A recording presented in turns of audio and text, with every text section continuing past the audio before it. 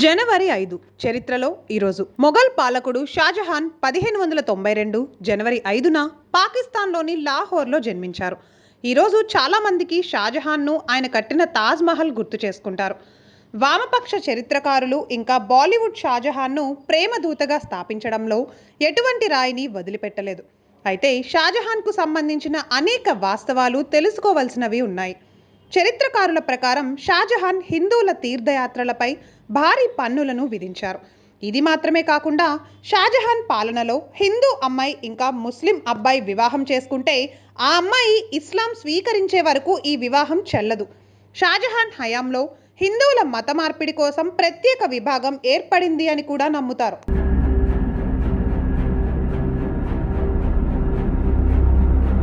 1671 జనవరి 5న ఛత్రపతి శివాజీ మహారాజ్ మొఘలుల నుండి సల్హేర్ ప్రాంతాన్ని తిరిగి స్వాధీనం చేసుకొని అక్కడ విజయ పతాకాన్ని ఎగరవేశారు.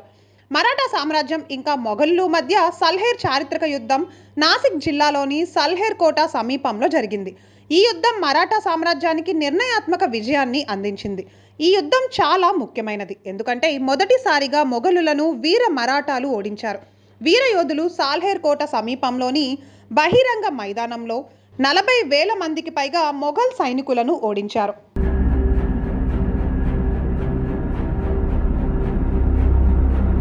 పరమహంస యోగానంద 1893 జనవరి 5న ఉత్తరప్రదేశ్లోని గోరఖ్పూర్లో జన్మించారు. ఆయన చిన్ననాటి పేరు ముకుంద్ నాథ్ ఘోష్. 1910లో తన 17వ ఏట స్వామి శ్రీ యుక్తేశ్వర గిరిని కలుసుకొని ఆయన శిష్యుడు అయ్యారు. భారతీయ యోగా విధానాన్ని యూరప్ మొత్తానికి పరిచయం చేసిన మొదటి యోగి పరమహంస యోగానంద. యోగానంద చిన్నతనం నుండి ఆధ్యాత్మకం. ఆయన తన మరణాన్ని రిహార్సల్స్ చేయడానికి కారణం కూడా ఇదే. 1952 మార్చి 7న అమెరికాలో ప్రసంగిస్తున్నప్పుడు యోగానంద మరణించినప్పుడు ఆయన అనుచరులు దానిని సమాధి అని పిలిచారు. యోగానంద రచించిన ది ఆటోబయోగ్రఫీ ఆఫ్ ఏ యోగి అనే పుస్తకం అన్ని కాలాలలో అత్యధికంగా అమ్ముడవుతున్న ఆధ్యాత్మిక పుస్తకాలలో ఒకటి.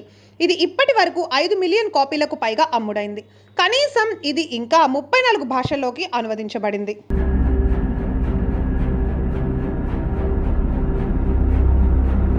1934 జనవరి 5న నైనిటాల్లో బీజేపీ మాజీ అధ్యక్షుడు మురళీ మనోహర్ జోషి జన్మించారు. శ్రీరామ మందిరం పోరాటంలో చురుకుగా పాల్గొన్న వారిలో మురళీ మనోహర్ జోషి పేరు వచ్చింది. జోషి ఎప్పుడు జాతీయవాదం ఇంకా హిందుత్వ భావజాలానికి మద్దతుదారు.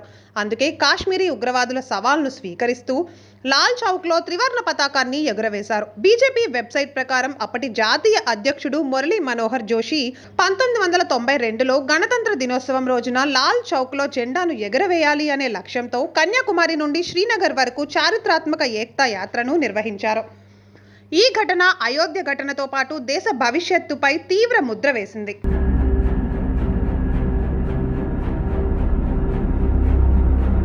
2014 జనవరి 5న శ్రీహరికోటలోని సతీష్ ధావన్ స్పేస్ సెంటర్ నుండి ఇస్రో GSLV D5ని ప్రయోగించింది. ఇంకా సరిగ్గా 17 నిమిషాల విమానంలో GSAT-14 తన కక్షకు చేరుకుంది. GSLV D5 అనేది మొదటి స్వదేశీ క్రయోజెనిక్ ఇంజన్.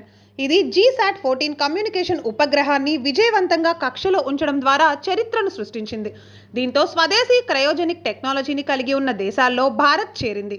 ఈ ప్రయోగం విజయవంతం కావడం వెనుక ఇస్రో శాస్త్రవేత్తల 20 ఏళ్ల కృషి ఉంది. అంతేకాక స్వదేశీ క్రయోజెనిక్ ఇంజన్ను అభివృద్ధి చేసేందుకు గాను ఇస్రో శాస్త్రవేత్తల 20 ఏళ్ల కృషి చేశారు. ఈ మొత్తం ప్రచార ఖర్చు దాదాపు 356 కోట్లు.